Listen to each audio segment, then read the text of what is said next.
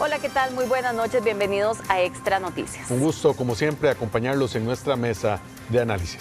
Iniciamos con el detalle de las informaciones. Un bebé de tan solo 7 meses y 2 personas más fueron asesinadas tras un ataque armado en San Ramón. Otras 2 personas más resultaron gravemente heridas. Alberto Cuadra nos amplía todos los detalles desde ese cantón alajuelense. Adelante, Alberto. Gracias, así es. Bueno, información que se genera a esta hora desde la zona de Jardines, en Los Ángeles, en San Ramón, donde pues lamentablemente se da un ataque armado a una familia, donde fallece incluso pues un bebé de tan solo 7 meses. Eso es parte de lo que en estos momentos pues se está informando por parte de las autoridades. Un ataque que se dio a eso de las 4 pasadas de la tarde. Según información de familiares, pues este ataque se da por medio de 2 personas que ingresan a la casa. Inclusive se habla de que le dispararon directamente al bebé de tan solo 7 meses y luego se encargaron de dispararle a una persona, un masculino y a una femenina, que lamentablemente pues quedaron sin vida. 2 personas más, 2 mujeres fueron trasladadas a los hospitales cercanos, que inclusive hay una que está grave y que podría inclusive pues ser trasladada al Hospital México. Según pues nos han comentado los familiares, la identidad o el nombre del bebé de tan solo 7 meses es Joseph. También fallecieron Jocelyn de apellido Anchía y Said Oviedo, quien sería también un amigo de la familia, un joven que en estos momentos pues está averiguando. Se habla de que es incluso menor de edad. Pero ¿qué es lo que dice uno de los familiares de esta familia, que lamentablemente el día de hoy pues fue golpeada por este ataque armado acá en el sector en Los Ángeles de San Ramón? Escuchemos. Sí, yo soy tía de la muchacha que falleció y de la otra que está en el hospital y del bebé también. Sé que hubo varios disparos en esa casa, no sé quién, no puedo decir quién. Vine porque es mi sobrina y apoyar a mi hermana. La muchacha era mi sobrina y el muchacho ¿Era el esposo? No, era un amigo de la casa. Supongo que es un amigo de la casa, porque no sé qué pasaría ahí. Yo me vine porque me llamaron, papito, en todas partes hay violencias ahora. Yo les pido a esas personas que se pongan la mano en el corazón y que realmente, si van a hacer algo, que lo hagan con solo una persona. Él no tiene culpa de nada. Es un bebé de 7 meses. Es un inocentico. No sé por qué causas y consecuencias sucedió eso, no sé, porque conozco a mi sobrina, porque es muy trabajadora, muy pulseadora. Una vez que se da el reporte de esta balacera que termina con la vida de 2 personas y también de un bebé de tan solo 7 meses, se llama al 911 para que pues lleguen inclusive lo que serían las unidades de la Cruz Roja. Una vez que llegaron, determinaron que ya 2 personas estaban sin signos vitales y pues el bebé fue trasladado al hospital, donde falleció en ese lugar. Escuchemos lo que da el reporte de la Cruz Roja a eso de las 5 de la tarde con respecto a este hecho. Al ser aproximadamente las 3:30 de la tarde del día de hoy, se recibe información de un ataque armado contra varias personas, esto en el sector de Los Ángeles, en San Ramón de Alajuela. La Cruz Roja costarricense envía un total de 4 ambulancias al lugar para la atención de este incidente. Se determina que hay 2 personas adultas, un hombre y una mujer, en el lugar sin signos vitales. Se aborda otra persona, una mujer, con varios impactos de arma de fuego, en condición crítica, trasladada al hospital de San Ramón, y nos informan que otras 2 personas aparentemente fueron trasladadas en vehículos particulares al mismo centro médico. La escena queda a cargo de la Fuerza Pública para las investigaciones del caso, junto con el organismo de investigación judicial. Pues ha sido una tarde y noche bastante violenta en nuestro país, donde pues se han dado una serie de lamentables hechos, también una serie de muertes que inclusive pues podemos determinar que el más violento y el que más pues podría dolerle a toda Costa Rica sería el fallecimiento de este bebé tan solo 7 meses, que completamente inocente estaba en su coche cuando fue atacado por estos sicarios acá en el sector de San Ramón. Desde esta zona se despide Alberto Cuadra.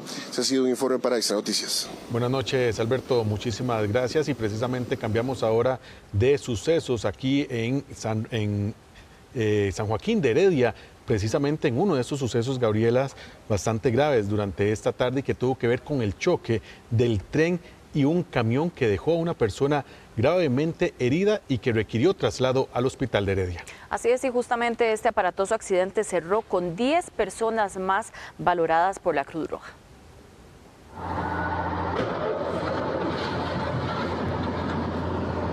Este impactante accidente ocurrió la tarde de este viernes en el sector de San Joaquín de Heredia, cerca de la cervecería. El choque entre el tren y este cabezal generó la valoración de 11 pacientes. Según la Cruz Roja, una persona ameritó el traslado en condición grave hasta el Hospital San Vicente de Paúl. La Cruz Roja costarricense atiende en el sector de San Joaquín de Flores, Heredia, una colisión de tren y un tráiler. Al sitio se coordinan 4 ambulancias de soporte básico, soporte avanzado y adicional una de rescate. Se atienden en el sitio 11 pacientes, de esos, 1 trasladado en condición urgente hacia el Hospital San Vicente de Paúl, 7 valorados y trasladados en condiciones estables hacia las clínicas periféricas y 3 valorados que no ameritan el traslado. Estas fueron las condiciones en las que quedaron ambos vehículos de transporte. El presidente ejecutivo del Incofer se solidarizó con las personas y personal afectado por el accidente. Esta tarde tuvimos una colisión contra un cabezal en el sector de San Joaquín de Heredia. De manera inmediata se contactó a las unidades de emergencia para que realizaran la valoración de la condición de los pasajeros y personal ferroviario. Producto de esta valoración, se trasladaron 9 personas a los distintos centros médicos. Nos solidarizamos con nuestros usuarios y personal ferroviario y esperamos su pronta recuperación. El Instituto Costarricense de Ferrocarriles, Incofer, anunció la suspensión del paso entre Alajuela y Heredia, por lo que no hay servicio en esa ruta. Bueno, y 2 detenidos y el decomiso de más de 220 millones en cocaína es parte del balance de un operativo en San José. Y una vez más, la información de la DEA de los Estados Unidos fue clave para resolver este caso. Cristian Falla nos amplía desde La Sabana. Adelante, Cristian. Un operativo que efectivamente nace aquí, en el sector de La Sabana, en la ciudad capital, cuando varios agentes de la PCD le dan seguimiento a un vehículo que circulaba por ese sector josefino. Es abordado, llevaba en su interior un cargamento de aparente cocaína y también eran 2 personas quienes conducían este vehículo. De inmediato, por una cuestión también de seguridad y estar un poco más tranquilos para poder hacer la revisión, la requisa de este vehículo todoterreno, fue llevado hasta la policía montada acá a la sede muy cerca del Estadio Nacional para poder hacer esta revisión y tomar todos los detalles. Pero ya había información de que hay un punto importante, otro punto de interés, que era en el sector de Alajuelita, donde habría salido este vehículo cargado. Y efectivamente, aproximadamente 1 hora y media después, casi 2 horas después de que se aborda el vehículo, se da la orden de allanamiento en esta vivienda, más bien en esta mueblería que funcionaba o que funciona en Alajuelita, donde son muebles de acero y donde se da este allanamiento para encontrar otro cargamento importante de aparente cocaína. En total estamos hablando de unos 220 millones al tipo de cambio del dólar al día de hoy, aproximadamente lo que vale este cargamento. Vamos a escuchar a Stephen Madden, él es el director de la Policía de Control de Drogas, danos un poco más de detalle. Una investigación que viene realizando la Policía de Control de Drogas en coordinación con la Agencia Antinarcóticas de los Estados Unidos, DEA, con la Fiscalía contra la Delincuencia Organizada del Ministerio Público, donde hasta el momento se han detenido a 2 personas y se ha decomisado un total de 100 kilos de cocaína. Se allanaron 2 objetivos en este momento, donde estamos ejecutando las labores de inspección. También le hicimos la pregunta a Mauricio Borachi de la Fiscalía General de la República acerca de la importancia de este tipo de operativos y qué falta para los cuerpos policiales de nuestro país. Como siempre, más recursos para poder, en este caso, concretar operativos como estos y estos decomisos tan importantes, sobre todo esta estructura que no estaba mapeado al parecer por las autoridades, es decir, que ya se estaba asentando en nuestro país con esta célula de trasiego de cocaína, en este caso, como ustedes pudieron observar también este vehículo con este compartimiento especial. Llama mucho la atención de que en este taller de muebles de acero, precisamente hay maquinaria que se pudo haber utilizado para hacer ese compartimiento especial en la cajuela de este vehículo todoterreno. Escuchamos a Mauricio Borachi, quien también estuvo en este allanamiento allá en el sector de Alajuelita. Es un taller que está en uso, hay maquinaria importante adentro, hay muchas cuestiones relacionadas con muebles de acero, mecanismos hidráulicos y nos llama la atención porque también el vehículo tiene un compartimiento hidráulico, precisamente donde transportan oculta la cocaína. La Policía de Control de Drogas ha venido junto con la Fiscalía de Delincuencia Organizada estructurando esta operación que llevamos hasta este momento con 3 allanamientos. Otro allanamiento que se está realizando en este momento en la localidad de Moravia. Por ahora la información que les tenemos acá desde el sector de La Sabana, le vamos a dar seguimiento para saber cuál es la suerte legal de estas personas y si habrán más detenciones en las próximas horas, porque ustedes pudieron ver que es un cargamento importante que se está haciendo trasegado por estas personas en este compartimento especial de este vehículo todoterreno. De momento la información que les tenemos acá desde este sector de la capital, el informe de Cristian Falla Vidal, Extra Noticias. Muchas gracias, Cristian, por este reporte. Y en otros sucesos de hoy viernes, un conductor que transitaba por Gavillas de Desamparados recibió al menos 10 disparos. La víctima logró conducir 400 metros en línea recta hasta quedar estacionado frente a una casa donde finalmente murió. El conductor de un vehículo recibió varios impactos de arma de fuego cerca de los tribunales de Desamparados en San José la tarde de este viernes. El carro recorrió al menos 400 metros sobre calle principal hasta llegar a una acera, donde ingresó en medio de un poste y una pared para quedar estacionado frente a una vivienda. Yo me asomé por un huequito de los balazos, porque eran huecos así grandecitos. Y entonces yo me asomé, pero la cara la tenía como pedazos, solo borbotones de sangre. Vi que era morenito, joven, pero no le pude ver la cara porque demasiados chorros de sangre. Y él se movió como un toque, tal vez estaba agonizando, ¿verdad? Entonces yo me asusté peor, digo, llame a la ambulancia, que llegó la patrulla, me dice, no, yo creo que ya no. Luego que las autoridades aseguraran la escena, la Cruz Roja lo declaró sin signos de vida. Al llegar al lugar se determina que el mismo, un hombre de aproximadamente unos 47 años, no presenta signos vitales por las lesiones ocasionadas por proyectiles. La escena queda a cargo de las autoridades correspondientes. Una unidad de la Policía Municipal de Desamparados se percató del hecho y actuó lo más rápido que pudo.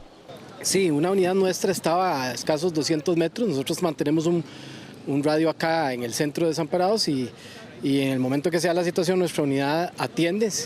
Los sicarios, los supuestos sicarios ya estaban en huida, ¿verdad? No se pueden ubicar en ese momento. Sí estamos ya en todas las pesquisas correspondientes con OIJ, porque nosotros tenemos plenamente monitoreado todo este sector, igualmente todas las salidas y accesos de Desamparados. Las autoridades aún no identifican a la víctima, pero se presume que es vecino de Desamparados y tiene poco más de 40 años. De esta forma, también le dan seguimiento a los perpetradores para dar con su paradero y de esta forma presentarlos ante las autoridades judiciales.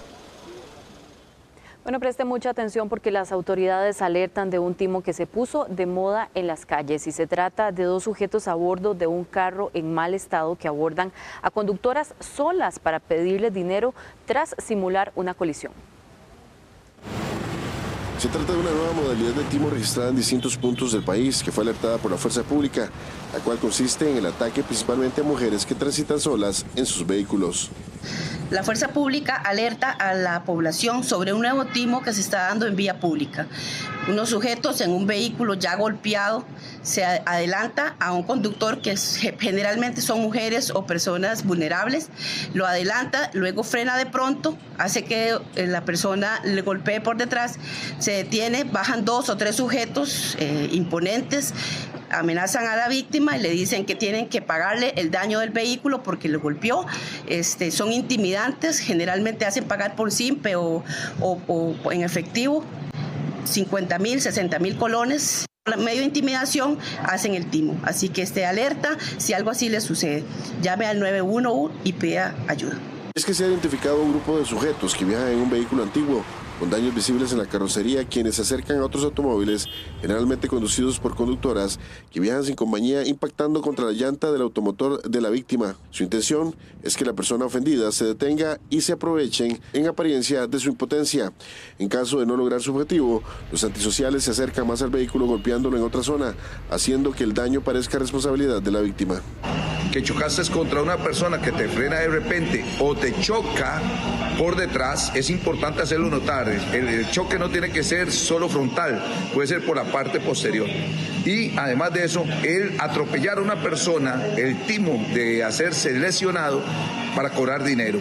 Esto es un timo delincuencial que ha existido en Puerto Rico, ha existido en Estados Unidos, ha existido en México. Es un timo que hoy en Costa Rica se está poniendo de moda únicamente porque aparentemente es novedoso, pero es un timo muy reconocido por las autoridades. Si usted llegara a ser víctima de estas circunstancias, las autoridades recomiendan no dejarse intimidar, manteniendo la calma y evitar detener el vehículo, y llamar inmediatamente a la línea de emergencias 911 y procurar acercarse a un sitio seguro y concurrido con presencia policial. El Ministerio de Educación Pública confirmó el trámite ante la Fiscalía y el Patronato Nacional de la Infancia, el PANI, por una denuncia en contra de una estudiante supuestamente mayor de edad de un colegio en Guanacaste. La persona, según esta denuncia, agredió a otra en las afueras del centro educativo. El incidente ocurrido el pasado 5 de marzo fue provocado por un aparente conflicto que derivó supuestamente de problemas personales entre las dos estudiantes. La denuncia se registró luego de que se publicara en redes sociales un video de dos mujeres protagonizando el pleito. El MEP confirmó además que presentó la denuncia ante el Ministerio Público y el PANI y recomendó a la madre de la menor afectada que también la interponga ante las autoridades correspondientes y aconsejó a la institución educativa reforzar la vigilancia y seguridad interna durante los recreos, así como fomentar un plan para mejorar la convivencia estudiantil. El PANI, por parte del Centro de Orientación e Información, tiene conocimiento el día de hoy de una situación que se da dentro de un centro educativo y presenta la denuncia a la Fiscalía, al MEP y a la oficina local del PANI en Santa Cruz. A partir de esto se hace también lo que es el reporte a la administración de la red social para la eliminación del video que circula en redes sociales. Además de eso, también es importante sensibilizar a la población y evitar que este tipo de material o este tipo de contenido se difunda por las diferentes plataformas tecnológicas y hacer los reportes a las instancias competentes. El Observatorio Vulcanológico y Sismológico de la Universidad Nacional, OPSICORI, registró nuevas erupciones en el volcán Poás. Los monitoreos realizados señalan que existe una perturbación del magma en profundidad, lo que incrementa la probabilidad de erupciones peligrosas con emisión de ceniza, gases y material incandescente, tanto dentro del Parque Nacional como en comunidades cercanas. Por esta situación, el OPSICORI elevó este viernes el nivel de actividad del volcán de advertencia a precaución, siendo nivel 3 sobre una escala de 4.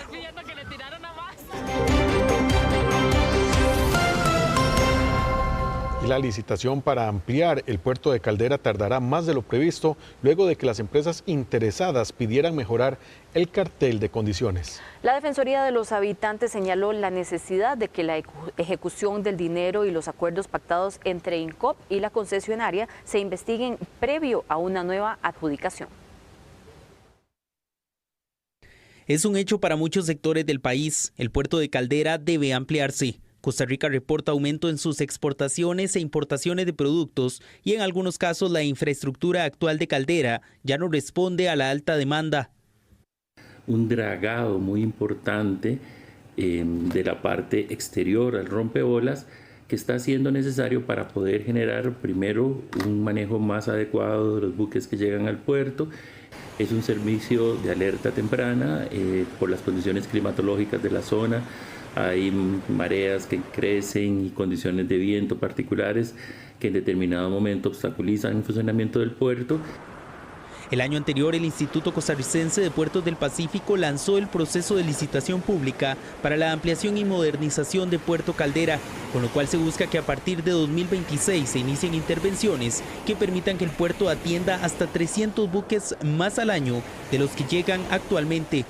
Los actuales dos concesionarios se les vence el contrato en agosto del 2026 y entonces por eso es que nosotros trabajamos enérgicamente y claramente con un cronograma para lograr estar preparados para que cuando llegue agosto del 2026 podamos hacer una adecuada transición al nuevo concesionario. Porque si no, de lo contrario, no tendríamos quien opere Puerto Caldera, lo cual sería catastrófico para el país. Las empresas señalaron al INCOP la necesidad de incorporar en el proyecto mayor importancia a detalles como la construcción de rompeolas y también implementar una matriz que permita organizar adecuadamente plazos de ejecución de proyectos y responsables de los mismos.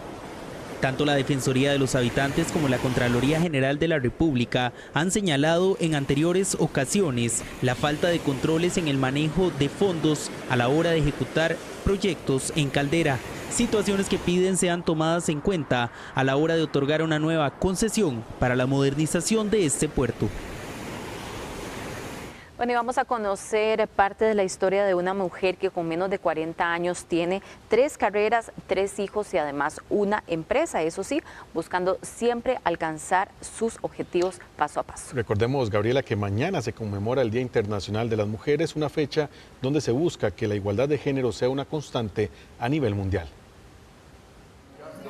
En el marco de la conmemoración del Día Internacional de la Mujer conocimos a Maga Macís, como ella prefiere que le digan, una mujer que ha demostrado que cuando se quiere y se toma la determinación necesaria, se puede. Yo estudié Derecho, soy licenciada en Derecho, estoy trabajando en mi incorporación en este momento, tengo una especialización en Derecho Informático, adicionalmente soy administradora de empresas con una maestría en la parte de negocios. Con 3 hijos, Maga tiene claro el camino para cumplir sus metas. Sí, hay 3 cosas que yo pienso son clave. La primera es estar con gente.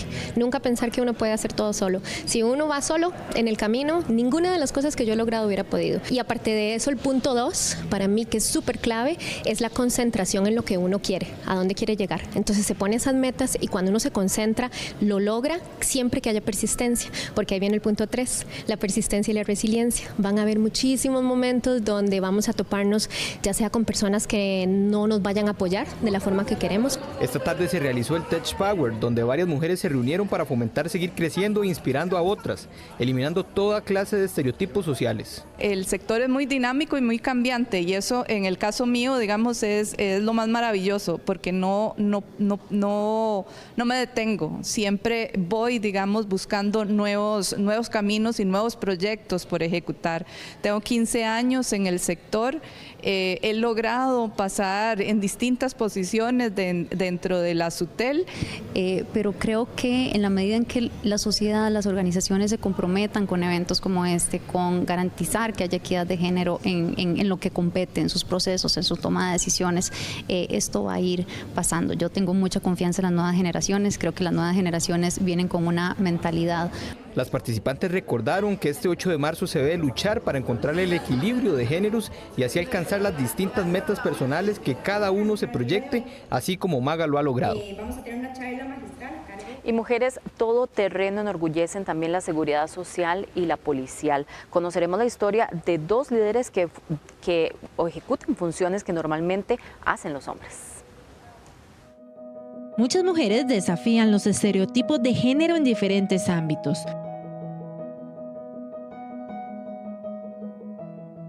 Una de ellas es Andrea Fallas Valverde, una de las 4 choferes de la Caja Costarricense de Seguro Social, quien con 5 años de experiencia al volante reafirma con su trabajo diario que las mujeres pueden desempeñarse con éxito en cualquier campo. Todas lograremos las 1000 metas que deseamos, aunque sea un mundo que digan que es muy cuadrado o en este caso que dicen que es muy machista, no hay que dejarse guiar por lo que dicen. Cada paso, cada granito que uno va dando al mundo, tanto hombres o mujeres, fortalece cada mujer que va creciendo en un ámbito que no es muy común que una mujer en este caso esté como el nivel de choferes. Otro ejemplo de liderazgo femenino en la Caja es el de la doctora Marcela Leandro Ulloa, quien desde hace 4 años dirige el hospital de Ciudad Neily, convirtiéndose en la primera mujer en ocupar este cargo en la región Brunca. Ahí trabajé en la dirección médica y el 9 de noviembre del 2020, después de de tratar la pandemia y trabajar con la gente en el hospital de Alajuela, porque fue el primer hospital que se vio golpeado con el COVID, pues me pasé para el hospital de Ciudad Neily como directora. Entonces ya llevo en el hospital de Ciudad Neily aproximadamente 4 años, casi 5. En esta misma línea, el Ministerio de Seguridad Pública también conmemoró con un reconocimiento al programa de mentoras policías Pancha Carrasco el Día de la Mujer. Hoy el Instituto Nacional de la Mujer otorgó un reconocimiento al programa de mentoras Pancha Carrasco. Es un programa que está conformado por mujeres policías y administrativas del Ministerio de Seguridad Pública, que han hecho de su bandera la igualdad, han inspirado y han dejado huella. Con estos ejemplos, Costa Rica reafirma su compromiso con la inclusión y el liderazgo femenino en diversas áreas de la sociedad.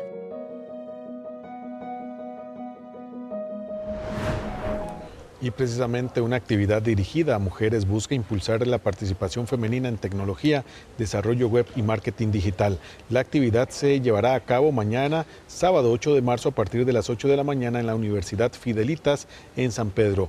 Esta iniciativa ofrecerá charlas y actividades dirigidas a toda la comunidad interesada en el sector tecnológico.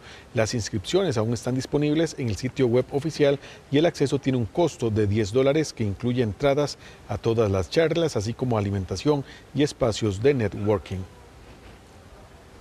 Estos espacios son clave dentro de la comunidad WordPress para promover la inclusión y la diversidad dentro de la comunidad, así como en todos los entornos tecnológicos. Las asistentes se van a llevar herramientas, conocimientos y conexiones valiosas para seguir mejorando sus carreras y sus negocios. Y a pesar de los avances en equidad de género, las mujeres aún afrontan barreras en el acceso a puestos de liderazgo. Gabriela, y eso se traduce en el siguiente dato, porque apenas 15 de cada 100 empresas cuentan con ellas en posiciones ejecutivas. Según el informe Women in Business 2024, solo el 33,5% de los altos cargos directivos en el mundo son ocupados por mujeres. En Costa Rica la brecha es aún más notoria, aunque el 62,2% de las MIPYMES son lideradas por mujeres, apenas el 15% de las empresas cuentan con ellas en posiciones ejecutivas, una cifra inferior al promedio regional de América Latina y el Caribe, que es de 20,8%, de acuerdo con el estudio Latinoamérica Emprende de Alegra.com. El promover el desarrollo del liderazgo en las mujeres no solo tiene que ver con un tema de inclusión y de equidad, que es sustancial, pero también tiene que ver con una decisión estratégica. Esta disparidad evidencia la necesidad de impulsar políticas que fomenten un liderazgo más equitativo e inclusivo en las organizaciones. Empresas que promueven la diversidad en sus equipos directivos tienden a ser más competitivas y resilientes frente a los desafíos del mercado. Las emprendedoras enfrentamos muchísimos desafíos.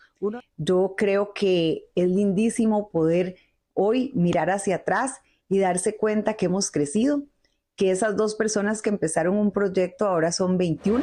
Las organizaciones reafirman su compromiso con la promoción del liderazgo femenino como un motor de cambio. 9:30, hacemos una pausa y al volver Costa Rica conmemora 5 años desde el primer caso de COVID-19, una crisis que impactó la salud, la economía. Y en nuestro bloque de temas políticos y también legislativos les contamos que esta semana se aprobó una ley que brinda ya un marco jurídico para regular el teletrabajo.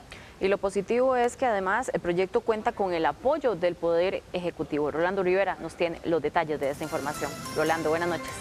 Buenas noches, compañeros. Sí, este último punto es importante tomando en cuenta que algunos proyectos en los últimos días han sido vetados y contar con el apoyo del Poder Ejecutivo, pues sin lugar a dudas, esto daría a entender que se va a hacer la firma del presidente pronto y ya tendremos un marco jurídico para regular el teletrabajo, principalmente para las personas que desean estudiar fuera del país, que incluso también quieren formar parte de una junta directiva y están fuera del territorio nacional. Vamos a ver la siguiente información. Luego de su aprobación en segundo debate en la Comisión Plena Tercera, los costarricenses ya podrán contar con un marco jurídico que regulará el teletrabajo. ya en segundo debate el proyecto de teletrabajo en el extranjero, así como tenemos el proyecto de nómadas digitales para que otras personas vengan a trabajar a Costa Rica. Es importante que quede claro en la ley que también cualquier costarricense pueda ir a trabajar en el extranjero y aprovechar ese tiempo, por ejemplo, para sacar una maestría o continuar sus estudios en la noche y trabajar de día en otro país. Esto permitirá a los costarricenses poder estudiar fuera del país mientras trabajan para una empresa nacional, o bien puedan integrar también una junta directiva o incluso ser nómadas digitales. Dentro de los beneficios que va a traer esta ley son, primero, seguridad jurídica. Segundo, va a facilitar lo atinente al intercambio cultural. Y tercero, podríamos decir que esto es muy importante, se va a modernizar con las nuevas tendencias de la globalización dentro del ámbito empresarial y laboral. Realmente subsistirán algunos retos que el proyecto de ley no regula necesariamente. Por ejemplo, aunque el proyecto habla de la cobertura de riesgos del trabajo, no se dice nada sobre la cobertura para enfermedades o condiciones de salud comunes de las que atiende la caja del seguro. Otros aspectos que la ley no modifica es el carácter voluntario del teletrabajo. ¿Qué quiere decir esto? Que el teletrabajo sigue siendo voluntario tanto para el patrono como para el trabajador, y por lo tanto ni el patrono podría imponer a una persona que realice teletrabajo desde el exterior, ni tampoco un trabajador puede requerir y obligar a que su patrono acepte el realizar teletrabajo fuera de Costa Rica. El proyecto presentado por el legislador Alejandro Pacheco cuenta con el apoyo del Poder Ejecutivo, por lo que no está en riesgo su veto. Que ya había una ley que regulaba el teletrabajo en Costa Rica, pero había una gran polémica sobre si usted estaba fuera de Costa Rica, si podía considerarse teletrabajo o no. Y, por ejemplo, hay gente que quería participar en una junta directiva, estando, por ejemplo, no sé, en París o en Argentina. No, le decían no, porque usted no está presente, usted no. El teletrabajo solo se regula en Costa Rica. Entonces, esto lo que hace es decir, no, usted puede teletrabajar desde Costa Rica o en cualquier parte del mundo. Y se le va a reconocer como trabajo igual, como si estuviera en Costa Rica. Este proyecto es un complemento a la ley aprobada en el 2021 de nómadas digitales. Bueno, Rolando, y también en otros temas, con la reciente decisión de la diputada Joana Obando y Cintia Córdoba, ya son 5 diputadas las que se declaran independientes. Correcto, y esto el expresidente de la Asamblea Legislativa, Carlos Ricardo Benavides, lo ve como algo normal, principalmente tomando en cuenta que estamos en un año político. No descarte incluso la posibilidad de que más diputados, acercándose el periodo de elecciones, puedan declararse también independientes, pero él argumenta que sería muy diferente si la ley fuera distinta. ¿En qué caso? Bueno, en el que ser diputado independiente, en lugar de esto, lo que implicaría ser dejar su puesto como diputados, dejar su curul. Vamos a ver la siguiente información. María Marta Padilla, Gloria Navas, Katia Cambronero y ahora Cintia Córdoba y Joana Obando son las 5 diputadas independientes de la Asamblea Legislativa. Un fenómeno que ya nos sorprende e incluso podría ocurrir con otros legisladores conforme avance este año político, tal y como lo reconoce el expresidente de la Asamblea Legislativa, Carlos Ricardo Benavides. Prácticamente todos los periodos legislativos hay una cantidad importante de diputados o diputadas que se separan del partido con el que llegaron y se hacen independientes, o inclusive hemos visto el fenómeno de grupos de partidos que se salen y se ponen un nombre nuevo, inscriben incluso un nombre nuevo y se mantienen, digamos, con una nueva franquicia. La salida de estas 2 últimas diputadas de la fracción del Partido Liberal Progresista la justificaron al, según ellas, no recibir el apoyo y respaldo del partido. Hemos sufrido violencia política y no nos hemos sentido acuerpadas por la fracción. Por ese motivo, el hecho de que estemos ahora tomando esta decisión nos va a tener más fuerza para poder actuar sobre estos actores políticos que nos han venido atacando con mucho desprecio. Desde hace más de un año se ha venido presentando una serie de roces dentro de la fracción en cuanto a espacios en la toma de decisiones y en la parte administrativa. Para el ex legislador, estas decisiones no serían tan frecuentes si las leyes fueran diferentes. Creo que cualquier partido es susceptible de que un legislador renuncie y se quede como diputado. Cosa distinta sería si la renuncia al partido implicara también la renuncia al puesto. Ahí no renunciaría seguro ninguno o casi ninguno. pero el hecho de que la legislación permita que el diputado o diputada que se salga se pueda quedar, pues evidentemente genera esa opción siempre. La renuncia de Obando y Córdoba se suma a la de la diputada Katia Cambronero, quien también abandonó el PLP en meses anteriores. Bueno, y para cerrar con nuestro bloque de información política, vamos a hablar de un proyecto que es prioridad dentro de la Asamblea Legislativa, tomando en cuenta el tema de inseguridad que atraviesa el país, y es el de la ejecución de la pena. Pero ¿por qué es necesario este proyecto? ¿Qué tiene de importante conocer a dónde va a ir cada una de las personas que ya recibe una condena? Lo vemos en la siguiente información. El proyecto de ley de ejecución de la pena es uno de los que tiene prioridad en la Asamblea Legislativa para mejorar los temas de seguridad en el país. Pero ¿en qué consiste este proyecto y por qué es importante? La ley de ejecución de la pena regularía las relaciones cuando ya esa persona es evidentemente condenada. Lo que ha pasado por muchos años es que este tipo de escenarios se ha venido regulando a partir de reglamentos y es de vital importancia saber eventuales sanciones para los privados de libertad, derechos que tienen a la hora de estar en un centro carcelario y una serie de garantías también para los familiares. Según algunos legisladores, esta es una deuda que el país tiene con la justicia desde hace años. Y esto demuestra lo mucho que podemos lograr cuando los tres poderes se unen y priorizan el bienestar del pueblo sobre cualquier otro interés. Durante demasiado tiempo la ejecución de las penas ha sido un aspecto descuidado en nuestra legislación. Y me parece que es un proyecto que tiene que avanzar. Es un proyecto que tiene que avanzar porque es para ser más estrictos con esa gente que entran ahí a la cárcel en la mañana y en la tarde están afuera con situaciones que no son de recibo. Y nosotros como diputados estamos apretando clavijas para que las condiciones de los malos sean tal cual, o sea, que no puedan salirse de la cárcel. El objetivo del proyecto es regular la ejecución de las penas impuestas a los condenados en el sistema penitenciario. El plan regula la opción de los privados de libertad de trabajar y de estudiar mientras cumplen su condena. Fue el de ejecución de la pena porque es una deuda con el país. La ejecución de la pena es la etapa cuando hay una condenatoria que la persona va a la cárcel, cómo se va a tratar en la cárcel, no solo cuáles son los derechos, sino cuáles son también las limitaciones que tiene para sancionar. Es necesario, pero hay que arreglarlo, hay que mejorarlo. ¿Por qué? Porque el Poder Judicial quiere que sean los jueces los que puedan cambiar la ejecución de la pena. ¿Y qué es lo que dice el ministro de Justicia? ¿Quién conoce al reo? ¿Quién sabe si este reo ha sido bueno, ha cumplido con las normas o es una persona que realmente causa problemas, que no se ha rehabilitado? Evidentemente, el encargado del manejo de las cárceles. La norma reemplazará el esquema fragmentado actual en el que alrededor de 10 normas del Código Penal regulan el cumplimiento de las sentencias. Bueno, y ahora lo que intentarán los diputados es aprobarlo antes del 1 de mayo, que es el periodo en el que volvería nuevamente a estar en periodo de extraordinarias la Asamblea Legislativa.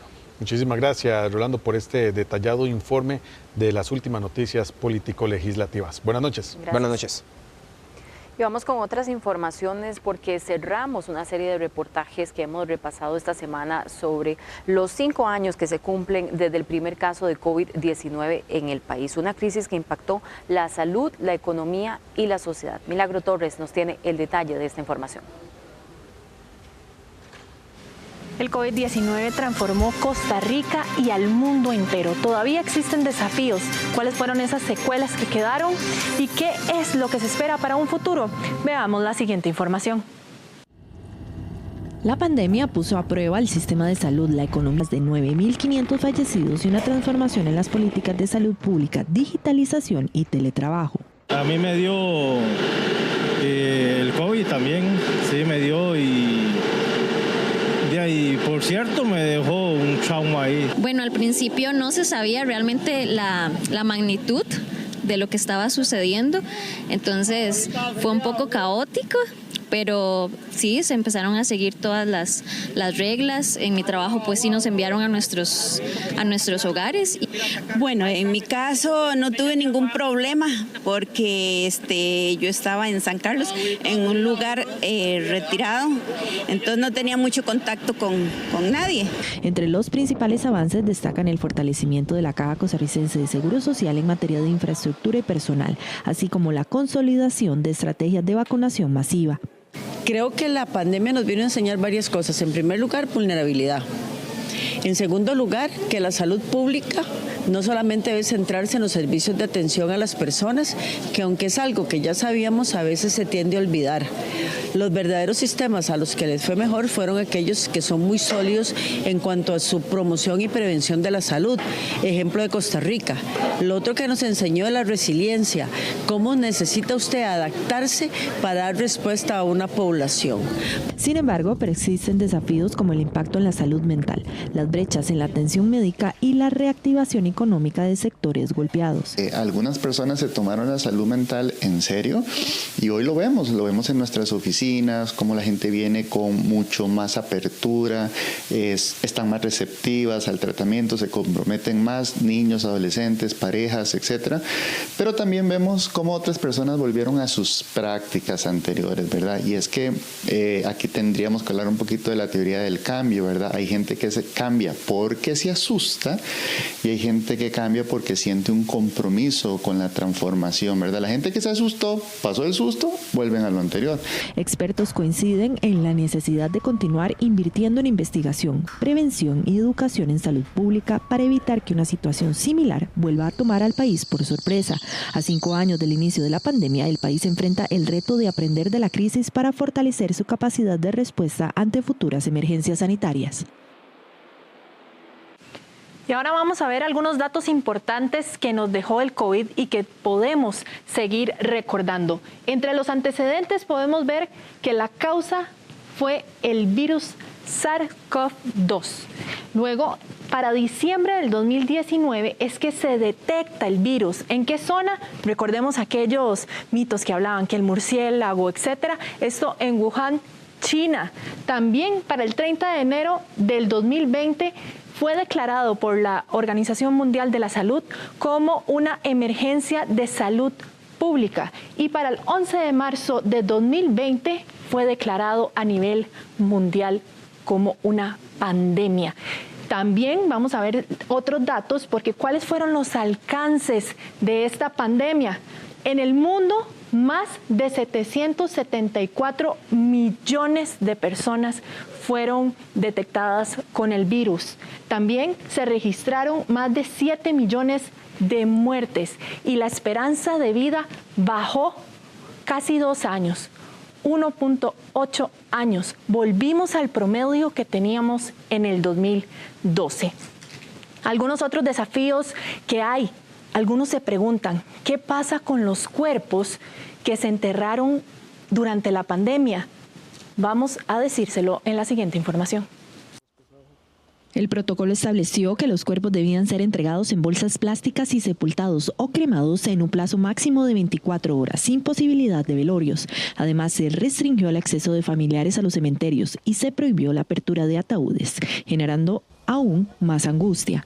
El lineamiento sigue igual vigente, no se ha derogado, no se ha dicho lo contrario, ¿verdad? Entonces así se siguen, por lo menos a nivel de la caja, pues hasta donde llega la intervención del personal de salud de la caja es entregar el fallecido en doble bolsa plástica. Si bien aún se aplican los lineamientos en caso de un fallecido por COVID, se desconoce qué pasa si un cuerpo desea ser exhumado. Hubo todo un protocolo para el manejo de cadáveres.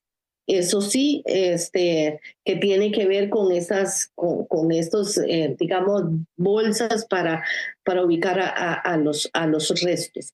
Yo no recuerdo haber visto ningún protocolo para la exhumación. Sin embargo, debo decirle que las exhumaciones, digamos, en formas tradicionales se dan cuando a una persona la han enterrado en un espacio. Sigue siendo un tema sensible. Definitivamente este es un tema sensible al que vamos a seguir dándole seguimiento y esperamos la respuesta del Ministerio de Salud para informársela a ustedes. Esperamos que esta semana haya recordado esos momentos buenos y también esos desafíos que nos deja el COVID. Son 5 años los que ya se cumplen esta semana de ese primer caso confirmado en Costa Rica. Este fue un reporte de Milagro. Así llegamos nosotros al final de esta edición. Muchas gracias por habernos acompañado. Momento de irnos. Lo invitamos mañana sábado a nuestra edición de Extra Noticias a partir de las 6 de la tarde. Buenas noches, feliz descanso. Feliz fin de semana. Buenas noches.